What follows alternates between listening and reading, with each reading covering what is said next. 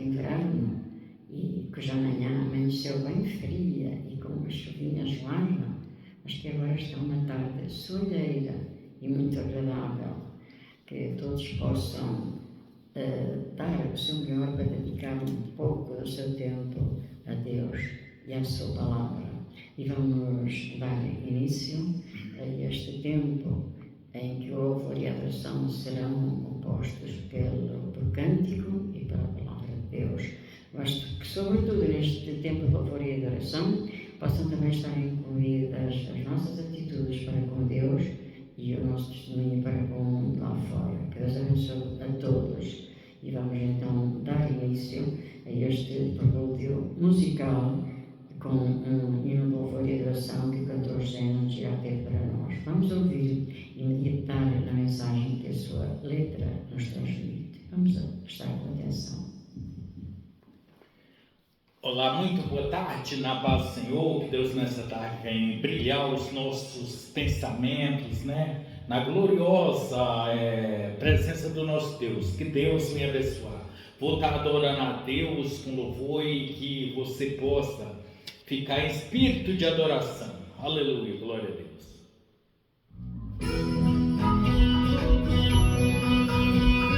Glória a Deus.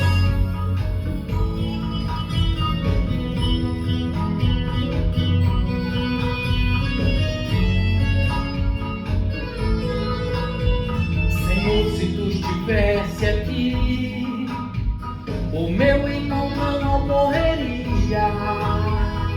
Essas foram as palavras de Marta, irmã de Maria.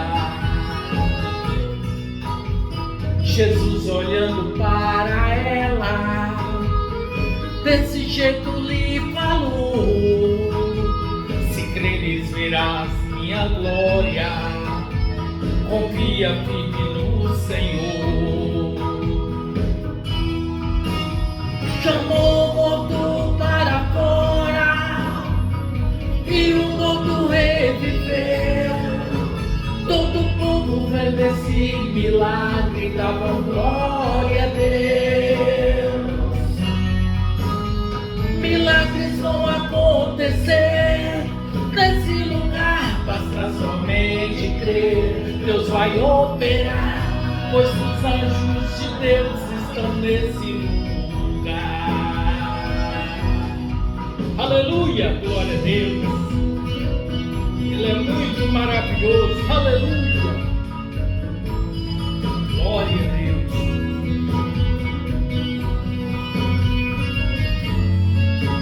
Aleluia. A fé remove montanhas, diz a palavra de Deus. Ela é a nossa vitória. Tudo é possível a quem tem fé em Deus. Chamou o morto para fora e o morto reviveu. Todo o povo vendo esse milagre dava glória a Deus. Se o seu problema é difícil, igual o de Josué, grita agora, irmão, a Deus com toda a sua fé. E as muralhas vão cair, vitória tu receberás. Essa é a mensagem que Deus mandou te entregar. Essa é a mensagem que Deus mandou te entregar. Essa é a mensagem que Deus mandou te entregar. Aleluia. A verdade é que neste mundo todos caminhamos por vezes de encontro a muralhas que pensamos que não podemos ultrapassar. Essas muralhas são realmente os problemas da vida, as complicações, as ilusões e tantas coisas que nos surgem pela frente, que se não tivermos a ajuda de Deus, não poderemos mesmo ultrapassá-las. E isso não acontece só agora, embora este mundo esteja terrivelmente danificado em todos os aspectos, já antes acontecia, sempre aconteceu. E, na verdade, as Sagradas Escrituras nos mencionam que muitas vezes, e grande parte das vezes, quando havia necessidade de transmitir às pessoas ensinos mais difíceis, verdades mais complicadas, eram usadas parábolas. E os hebreus eram grandes contadores de histórias e de parábolas e eram realmente muito, mas muito usadas por eles. Em particular, quando os rabinos queriam realmente ministrar um ensino mais eficaz. E é por isso que elas fazem uma parte integrante da literatura judaica. E nós encontramos muitas parábolas no Antigo Testamento, infelizmente pouco ou nada conhecidas, mas muitas. Mas também encontramos sobretudo na literatura rabínica, como forma de facilitar o seu ensino e a sua compreensão.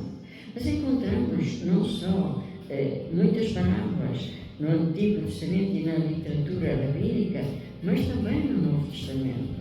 O próprio Jesus fez bastante uso das parábolas nos seus ensinos e, especialmente, parábolas que continham elementos do dia a dia da vida das pessoas, na sua casa, no trabalho, dos moradores da Galileia, e por isso eles conheciam bem o seu significado. Eu hoje pensei em compartilhar convosco, efetivamente, uma parábola do Antigo Testamento, uma parábola através da qual Natã fez Davi compreender o erro que ele tinha cometido e fê-lo não só compreender, mas também arrepender-se e pedir o perdão de Deus. Mas vamos ler este texto em 2 Samuel 12, 1 a 14. E diz assim a Escritura Sagrada: E o Senhor enviou Natã a Davi, e entrando ele a Davi disse: Havia numa cidade 2 homens, um rico e outro pobre. O rico tinha muitíssimas ovelhas e vacas, mas o pobre não tinha coisa nenhuma, senão uma pequena cordeira que comprara e criara, e ela tinha crescido com ele e com seus filhos igualmente. Do seu bocado comia e do seu copo bebia, e dormia em seu regaço, e a tinha como filha. E vindo ao homem rico viajante, deixou este de tomar das suas ovelhas e das suas vacas, para guisar para o viajante que viera a ele. E tomou a cordeira do homem pobre, e a preparou para o homem que viera a ele. Então o furor de Davi se acendeu em grande maneira contra aquele homem, e disse a Natã: Vive o Senhor, que digno de morte é o homem que fez isto, e pela cordeira tornará a dar o quadruplicado, porque fez tal coisa e porque não se compadeceram. Então disse Natã a Davi: Tu és esse homem. Assim diz o Senhor, Deus de Israel: Eu te ungi rei sobre Israel. Glória a Deus. E eu te livrei das mãos de Saul, e te dei a casa do teu Senhor, e as mulheres do teu Senhor em teu seio, e também te dei a casa de Israel e de Judá. E se isto é pouco, mais te acrescentaria tais e tais coisas. Porque, pois, desprezaste a palavra do Senhor, fazendo o mal diante dos seus olhos.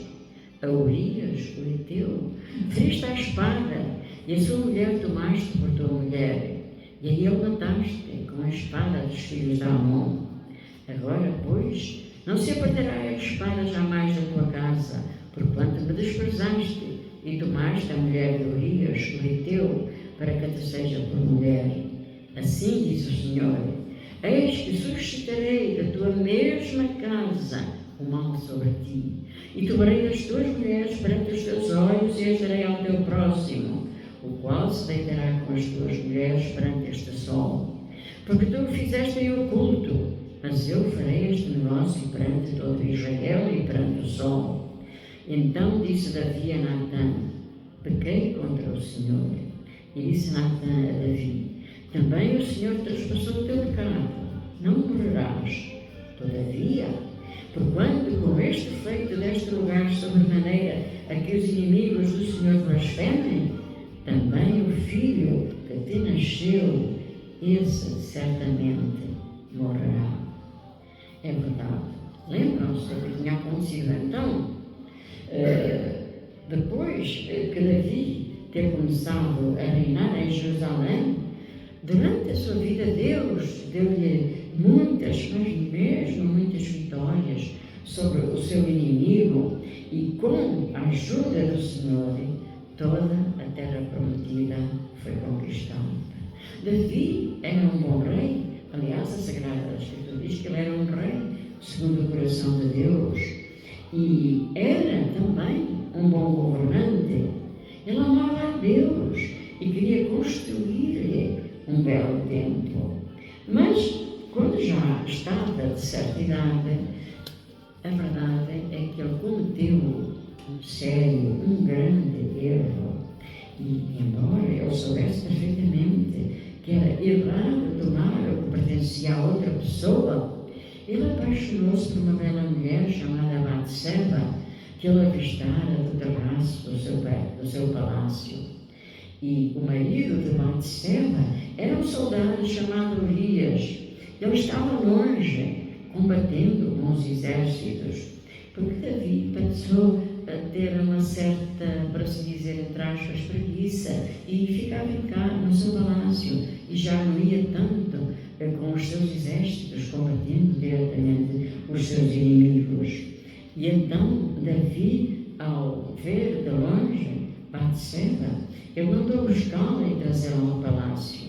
E quando soube que ela ficara grávida, para evitar o escândalo, ele ordenou que o comandante do exército, o general Joabe, que pusesse Urias na frente da batalha, para que ele fosse morto.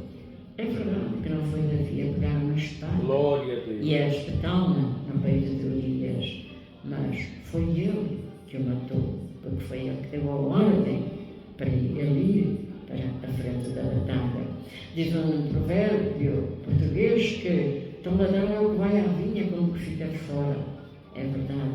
Davi não foi lá diretamente colocar Urias na frente da batalha, não foi lá diretamente espetar-lhe uma espada no seu peito, mas a verdade é que foi ele o responsável pela sua morte. E quando Urias morreu, então ele casou com Batseba. Mas a verdade é que Deus ficou muito irado com Davi, e por isso ele enviou o profeta Natã para condenar pelo seu pecado, como nos relata este texto que acabamos de ler.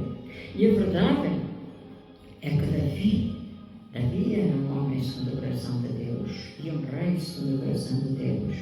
E ao tomar consciência daquilo que tinha feito, Davi arrependeu-se, e foi por isso que Deus não o matou.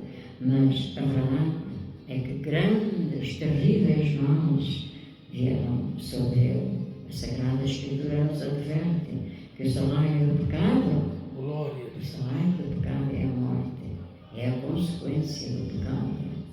E temos que ter consciência que nenhum pecado, absolutamente nenhum pecado, poderá ficar impune neste mundo. Romanos 3,33 nos diz que o salário do pecado é a morte.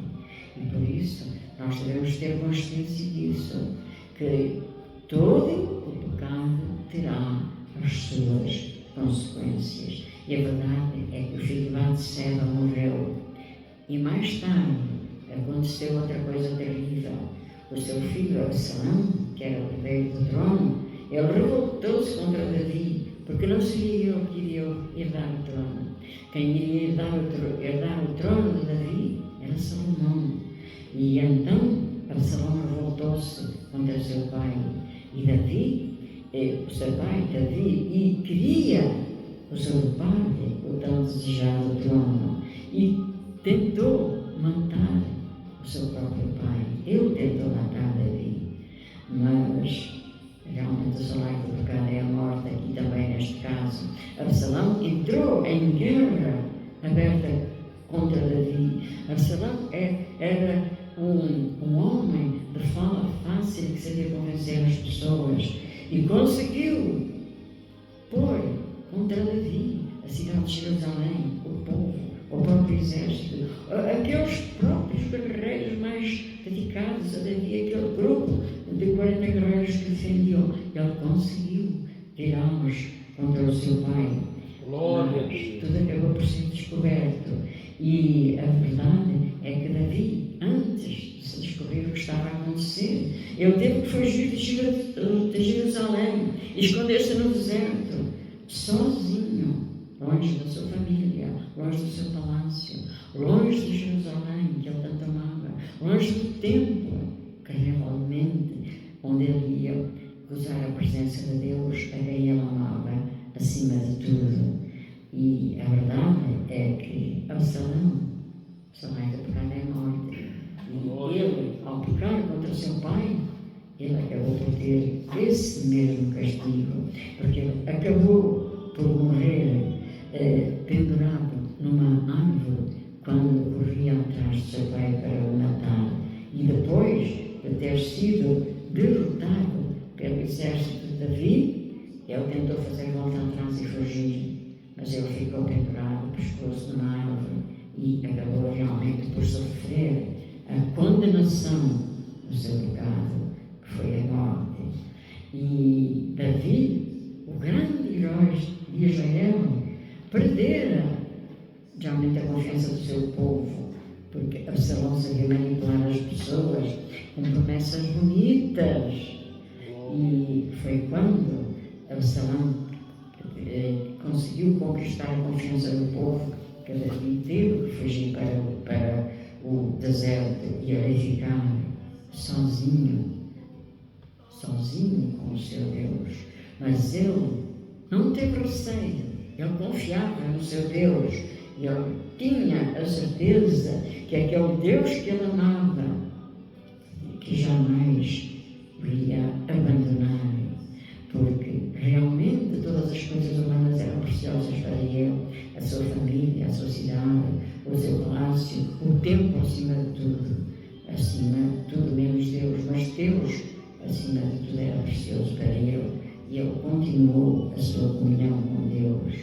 Mas, na verdade, e cumprindo este versículo da Sagrada Escritura, que o salário do pecado é a morte, Absalão recebeu essa recompensa do pecado, esse salário do pecado, essa consequência do pecado, e teve aquele triste fim que falei atrás. Glória a Deus. E Davi, depois de ter ultrapassado todas estas muralhas que apareceram pela frente, ele acabou por usar a vitória final, pois voltou a ter o seu reino e voltou a ter a proteção do próprio Deus.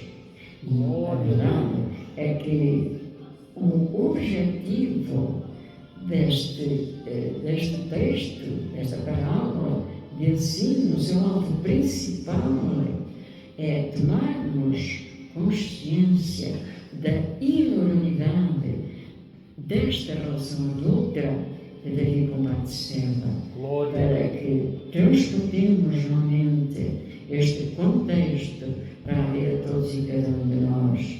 Muitas pessoas, talvez aquelas que estão mais em foco, que são mais atenção ao alvo das pessoas e que, no parecer das pessoas, são impecáveis, algumas até são, entre aspas, e parecem, entre aspas, porque elas não são, porque estão em relações adultas escondidas. Mas nada do que é escondido fica para sempre.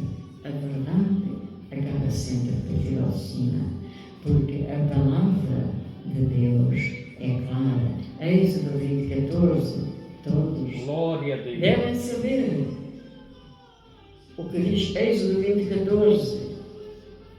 O que diz Êxodo 20:14? Não adulterarás. Não adulterarás. É o 7º mandamento. Eu sei que muita gente diz que hoje em dia não se devem dizer as coisas tão diretamente. Não se deve dizer diretamente a uma pessoa que ela está a adulterar e que é pecado. Meu irmão, se tu fores comprar um frasco de medicamento, um medicamento qualquer, e que tenha por fora escrito, por exemplo, omeprazol, que é para proteção do estômago, mas esse frasco tiver veneno, por facto de ter um rótulo atraente, olha que não deixa de ser veneno. O veneno está lá e vai matar. E é isso que acontece àqueles que desrespeitam o 7º mandamento, aos adúlteros. Podem camuflar o seu adultério com o mais maravilhosa das capas, com a aparência mais santa, mas o pecado está lá. Glória a Deus. Aleluia. É a morte, porque não são frases lindas que vão pautar a vida de cada um e que vão conduzi-lo à eternidade. Não, é o seu interior, é o que está dentro do frasco. Se o que está dentro do frasco é o veneno, ele vai conduzir à morte. Se o que está no nosso interior é o pecado do adultério, ele vai conduzir à eternidade, sim. Cada um vai ressuscitar depois de morrer, vai. Da morte física vai ressuscitar, mas vai ressuscitar para a vida eterna sem Deus. Vai ressuscitar para a morte eterna, onde ficará se morrer sem realmente se arrepender do seu pecado e rogar a Deus que libere o perdão e tomar conta desse perdão, arrependendo-se na sua própria vida. É verdade. Meus irmãos, a verdade é que a cruel falta de compaixão por parte do rei Davi, ao fazer com que Urias, o soldado Urias, que era um inocente, fosse morto, essa verdade fez-lo cometer um erro terrível, fez-lo pecar contra Deus. Glória a Deus. Não só contra o 7º mandamento, Êxodo 20:14, que diz: não adulterarás, mas também contra o 6º mandamento, Êxodo 23. Quem sabe dizer o que diz Êxodo 20:13? Não matarás. Não matarás. E Davi mandou matar. Era conhecido. Não entrou na vinha, ficou cá fora. Mas foi ele que realmente deu a ordem. Eu sei que Jesus, quando Jesus veio ao mundo, ele veio cumprir a lei. Veio cumprir toda a lei de Moisés. Ficou cumprida, mas não foi abrogada. E sabem porquê? Porque ele nos deu um novo mandamento. Um novo mandamento vos dou, que vos ameis uns aos outros. Como eu vos amei, que vos ameis uns aos outros. E meus irmãos, como é que ele nos amou? Com amor eterno, com amor sacrificial, com amor ágape. Aleluia. E é assim que ele quer que nós amemos o nosso semelhante. E será que cabe alguma vez dentro desse amor o matar ou adulterar? Todos sabemos que não. Dentro desse amor com que Deus nos amou e que é o amor com que ele quer que nós amemos o nosso próximo, não cabe absolutamente nada que seja pecado. Porque esse mandamento novo inclui toda a lei de Moisés e mais, é muito mais abrangente do que a lei de Moisés, porque faz com que aqueles que são dignos filhos de Deus possam ser chamados santos. Porquê? Porque foram separados para o serviço do Senhor e o seu coração foi purificado. Mas a verdade é que Davi, ainda por cima, e para além de tudo isto, e como mola impulsionadora de tudo isto, Ou seja, atrás de tudo isto ainda estava outro pecado que o levou a cometer aqueles dois, que era o pecado da cobiça. Ele cobiçou aquela mulher que ele viu do seu braço. E aqui ele desrespeitou também Êxodo 20:17. Quem se lembra que diz Êxodo 20:17? Não cobiçarás a mulher do teu próximo. É o 10º mandamento. Porque é verdade, porque é que a cobiça atua como, da mesma maneira, como o fermento atua na massa. A cobiça entranha-se no coração da pessoa e vai dar origem a todos os outros pecados. É verdade. Por alguma razão, as palavras mais duras das Sagradas Escrituras pronunciadas por Jesus foram contra os fariseus, e considerava-os realmente como pessoas falsas, como sepulcros caiados, como pessoas cobiçosas, em que o seu exterior, eles só se preocupavam com o exterior, em que eram aparentes, adoradores idóneos de Deus, mas o seu coração estava cheio de cobiça e de muitas outras coisas erradas. Mas, na verdade, se não dermos a devida atenção à parábola de Natã, jamais iremos compreender como é que esta parábola se aplica a cada um de nós nos nossos dias. É claro que não matamos ninguém, nem cometemos adultério, nem traímos qualquer irmão que esteja longe de nós, é verdade. Mas temos que estar alerta. A Sagrada Escritura nos recomenda: olha, tu que estás em pé, olha, vigia, não caias. Porque realmente a cobiça vem sempre bem disfarçada e vai alojar-se no coração da pessoa e depois vai ganhando raízes que se vão desenvolvendo e acaba por dar origem aos mais variados pecados. Mas ao lermos este texto, podemos realmente apercebermos que surgiu aqui uma ocasião mesmo propícia para a cobiça. Ora, vejamos o que nos dizia, que nos diz Samuel 12, que nós lemos, mas vejamos os versículos 1 a 4, relembremos-los. E o Senhor enviou Natã a Davi, e entrando ele a Davi, disse-lhe: havia numa cidade 2 homens, um rico e outro pobre. O rico tinha muitíssimas ovelhas e vacas, mas o pobre não tinha coisa nenhuma, senão uma pequena cordeira comprada e criada. E ela tinha crescido com ele e com os seus filhos igualmente. E do seu bocado comia, e do seu copo bebia, e dormia no seu regaço, e tinha como filha. E vindo ao homem rico, um viajante, deixou este tomar das suas ovelhas e das suas vacas, para avisar para o viajante que viera a ele. E tomou a cordeira do homem pobre, e preparou para o homem que viera a ele. Meus irmãos, é significativo, muito significativo, repararmos que geralmente entre aqueles que pouco têm ou nada possuem, são realmente aqueles que cobiçam as coisas dos outros. Não são esses os que cobiçam as coisas dos outros, são aqueles que têm mais e que, por terem mais, se apegam mais às coisas e cada vez querem mais e mais, e cada vez a cobiça os vai conduzindo a mais pecados.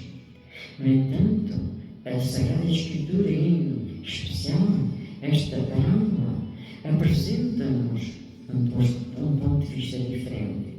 Porque dos 2 homens mencionados por Natã, a regra geral confirmou-se. Não foi o pobre, que apenas possuía uma cordeira, que cobiçou. Não. Ele até parecia, e nada nos diz o contrário, que ele estava conformado e feliz com a sua pobreza.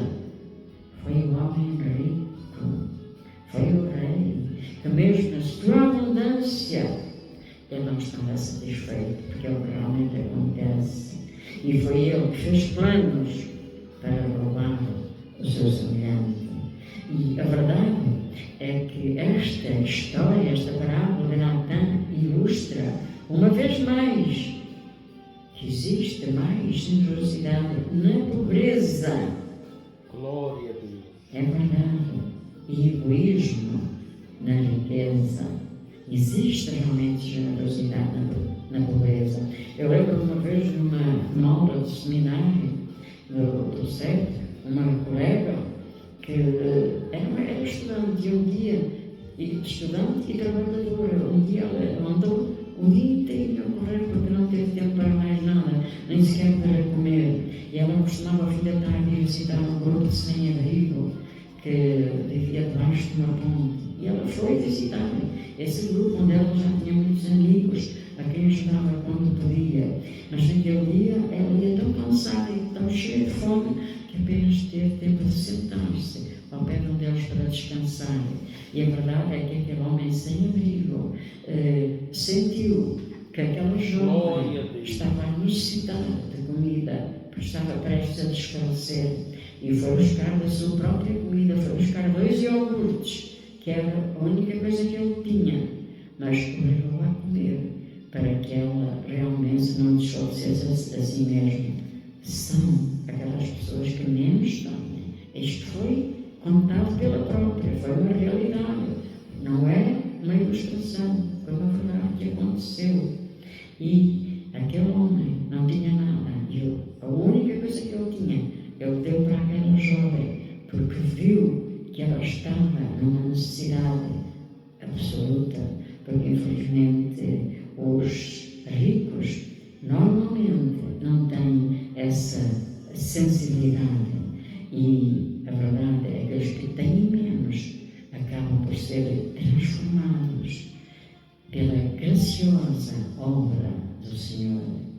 E aqui neste texto vimos e sabemos, a gente sabe que Davi tinha gozado abundantes bênçãos de Deus. E quando Natan contou esta parábola a Davi, a primeira reação de Davi foi a de um homem honesto. Ele irou-se contra o homem rico que tinha cobiçado e roubado a cordeira do homem pobre.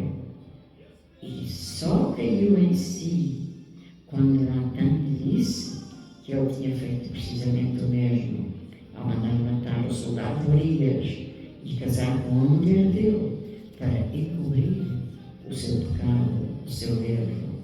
E nenhum líder, até Absalão, nenhum líder tinha sido tão abençoado por Deus como ele. E quando o Senhor lhe lembra as bênçãos que lhe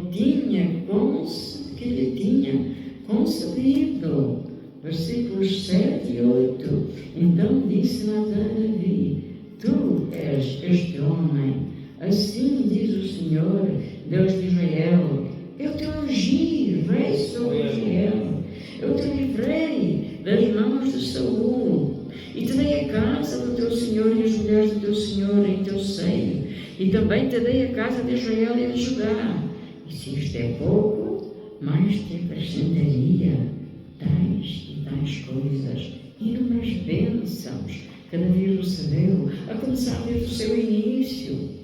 Porque normalmente, e aliás Samuel, quando Deus o mandou para ungir o rei, Israel queria substituir Saul. E quando Davi chegou, havia 7 irmãos. E ele pensou que era o mais velho, como seria natural, além de tudo, porque o mais velho era um guerreiro forte, e um guerreiro também com uma estrutura física saudável e forte. Mas não. Afinal, o escolhido de Deus era o menor dos 7 irmãos. Que nem sequer estava em casa, porque como ele era franzino, de estatura, e era um rapaz bonito, e dotado de dons, tal como canto e música, ele não se sentia bem entre os irmãos, nem os irmãos se sentiam bem com ele. Ele estava lá afastado, cuidando dos rebanhos. Mas Deus viu que ele estava lá naquele sítio. Deus viu os seus potenciais e mandou Samuel até ele. E as bênçãos depois foram imensas. Até porque aquele jovem franzino, como é que ele conseguiu vencer aquele enorme gigante Golias para vir a ser rei? Pelo poder de Deus, mais uma maravilhosa bênção que realmente Deus lhe concedeu. Foi uma quantidade tão grande de bênçãos recebidas que ele acabou por dar origem, por ter a cobiça no seu coração, e essa cobiça que depois foi transformada em pecado.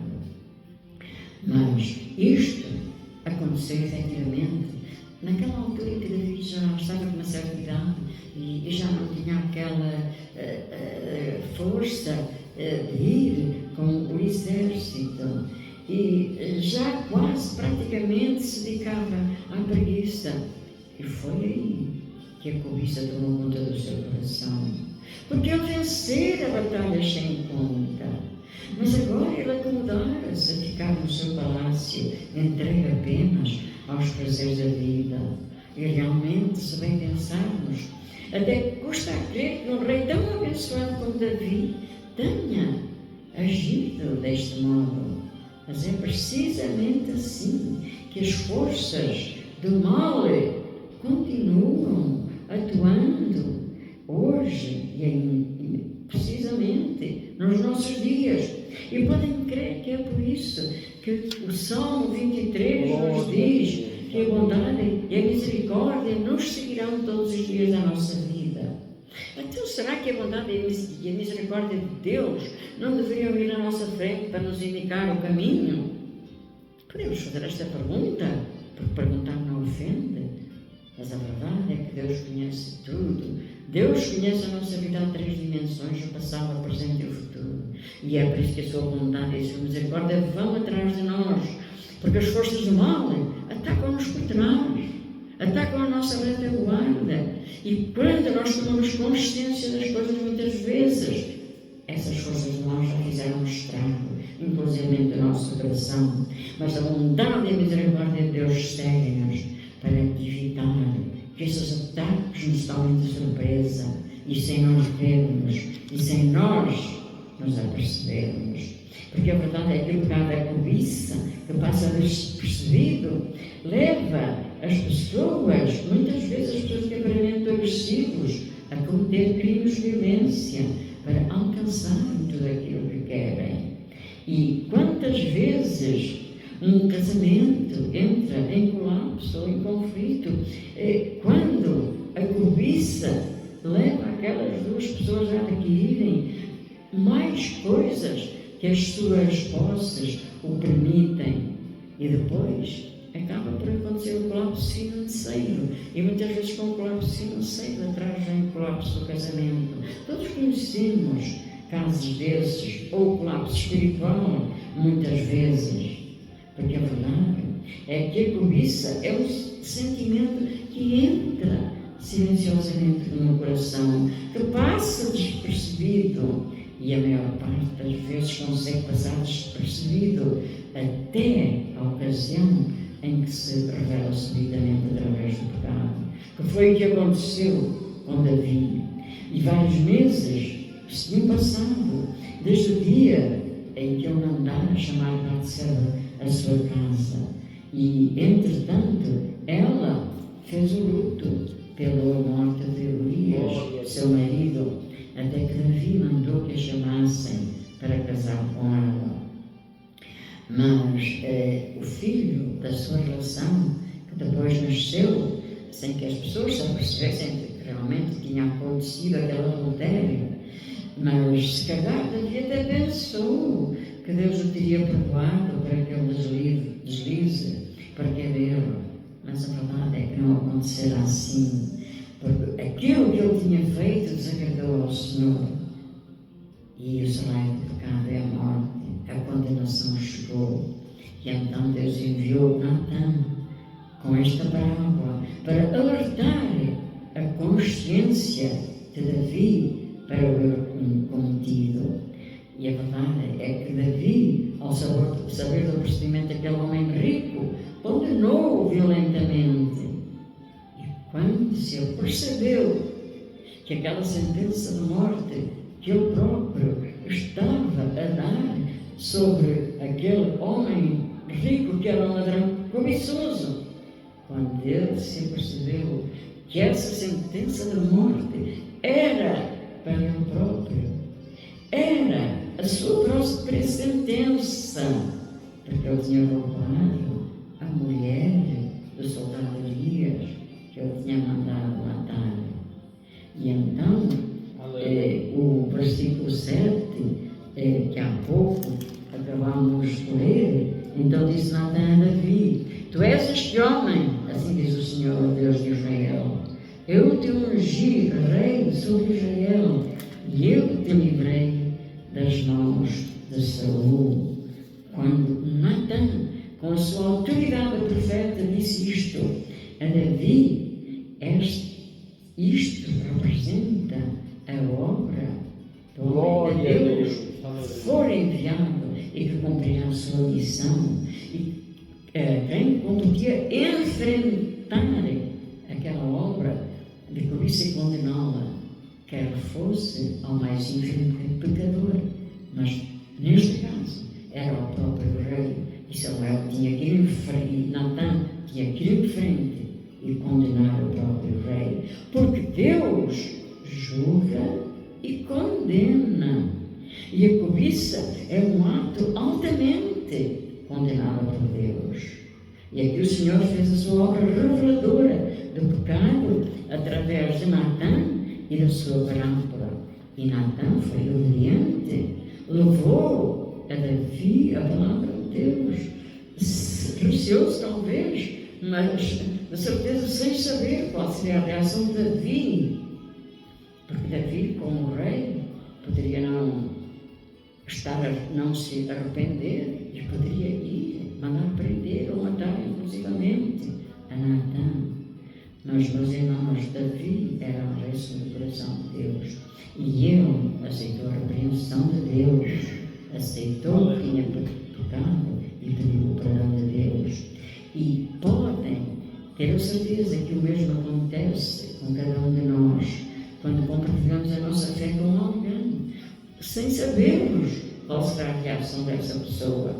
Porque muitas vezes as pessoas viram-se contra nós quando a palavra de Deus vai acusá-los de pecados que tenham cometido.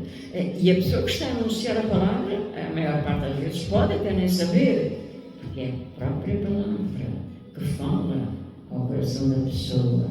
Mas Natã não teve receio, mesmo sabendo que Davi podia mandar matar. Ele, com ousadia, denunciou a Davi o seu pecado. Mas Davi arrependeu-se imediatamente. Este homem de Deus que foi enviado proclamou as boas novas a Davi. E, na realidade, quer no caso de Davi, que veio a cometer adultério e assassínio, ou em qualquer outro caso, o pecado é o mesmo, tem a mesma raiz, que é a cobiça. Porque a verdade, a Bíblia não nos fala em pecados grandes ou pequenos, fala-nos em pecado. A desobediência a uma lei de Deus conhecida é pecado. E hoje, com as constantes solicitações do mundo, mais do que nunca, esta parábola é um desafio para nós, é um desafio à santidade de corpo e de alma. E, na realidade, nós sabemos que hoje em dia nós vivemos tempos em que a maioria das pessoas desprezam as normas morais, é verdade. E os verdadeiros crentes nunca encontraram tantas dificuldades em guardar as palavras de Cristo. Sabemos que os verdadeiros cristãos não gostam de usar a palavra crentes. O diabo também é crente e teme a Deus, podem ter a certeza. E os membros da igreja de Satanás também são crentes. Mas não são cristãos, porque não obedecem a Cristo, não seguem a Cristo. Cristão quer dizer aquele que é obediente a Cristo, aquele que segue a Cristo. E hoje em dia há muitas dificuldades. Sabemos que dentro das próprias igrejas há pessoas que lá dentro têm uma aparência muito santa, mas que apesar de tudo não terminam o culto. Há muitos os outros, já estão a murmurar contra este ou contra aquele irmão, ou contra o pastor. E eu recomendo a esses cristãos que se dizem crentes santos e que murmuram dentro da igreja, que murmuram fora da igreja, que se lembrem de Miriam. Lembrem-se de Miriam. Ela murmurou contra Moisés. Lembram-se do castigo que ela teve? Ela ficou leprosa. Lembrem-se de Miriam, porque a murmuração é um pecado. Murmuração, seja contra quem for, é um pecado que pode conduzir às mais terríveis consequências. A verdade é que todos nós sabemos que o nosso Mestre nunca prometeu a ninguém que a nossa passagem por este mundo seria fácil. Lembram-se disso, não é verdade? Jesus disse: no mundo tereis aflições. Mas tendo bom ânimo, eu venci o mundo. Isto significa que se Deus venceu o mundo, nós também podemos vencer com Ele, nele e por Ele. Como Davi, que era um rei segundo o coração de Deus, e ele venceu o seu pecado. E para que nós vençamos também os nossos pecados, temos que estar também sempre junto ao coração de Deus. Temos que colocar o Cordeiro de Deus acima de tudo, porque ao adorarmos o Cordeiro de Deus, nós estamos realmente a ter a bênção de Deus, porque só a bênção de Deus pode dar a paz ao nosso coração. Meu irmão, a coisa mais importante e melhor que tu podes dizer ao teu irmão é Deus te abençoou, porque é a bênção de Deus que nos dá a paz e que nos faz vencer o mundo, que nos dá a força para vencer o mundo. Então, meu irmão, não hesite em fazer como Davi fez quando estava isolado lá no deserto, em plena noite, sujeito a todos os perigos que a noite tinha naquele tempo, e aos animais ferozes, ou a ser encontrado por Absalão. Mas ele entrou no seu lugar de adoração, e ele adorou o Cordeiro de Deus. E se tu te mantiveres junto ao coração de Deus, adorando o Cordeiro de Deus, tu podes realmente ver que é possível, é mesmo possível ser feliz neste mundo e ter neste mundo todas as bênçãos de Deus. E jamais te esqueças de, ao encontrar o teu irmão, de dizer sempre: Deus te abençoe, para que essa pessoa possa ter a paz de Deus no seu coração. Vamos também adorar agora o poder de Deus através do hino número 20 da harpa cristã.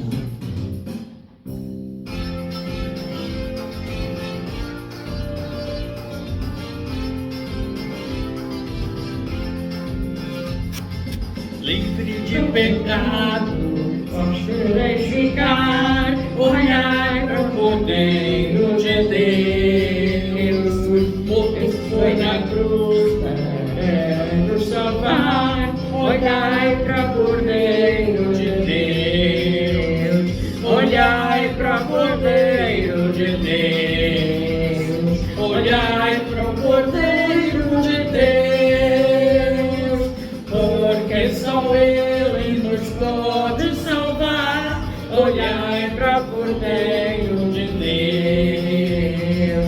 Se estás tentado, sem hesitação, olhai para o Cordeiro de Deus.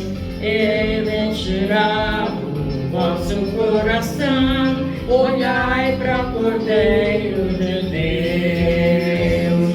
Olhai para o Cordeiro de Deus. Olhai para o Cordeiro de Deus, porque só Ele nos pode salvar. Olhai para o Cordeiro de Deus. Se está cansado e sem mais vigor, olhai para o Cordeiro de Deus. Ele vos quer dar seu divinal amor. Olhai para o Cordeiro de Deus. Olhai para para o Cordeiro de Deus, olhai para o Cordeiro de Deus, porque só Ele nos pode salvar. Olhai para o Cordeiro de Deus, se na vossa senda onde vão cair, olhai para o Cordeiro de Deus. Ele com sua graça tudo quer suprir, olhai para o Cordeiro de Deus, olhai para o Cordeiro de Deus, olhai para o Cordeiro de Deus, porque só Ele vos pode salvar. Olhai para o Cordeiro de Deus.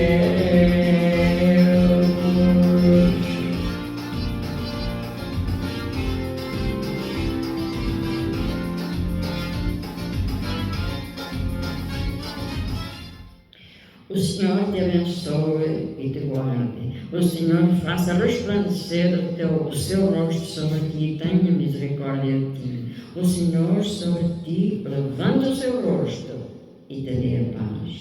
Que Deus vos abençoe a todos. Um grande abraço especial para a minha querida afilhada Manuela, para a minha querida neta Patrícia, para as minhas queridas amigas Mabel e Sonia Isabel. Que Deus ricamente vos abençoe a todas. Até ao próximo domingo, à mesma hora, se Deus quiser. Deus abençoe.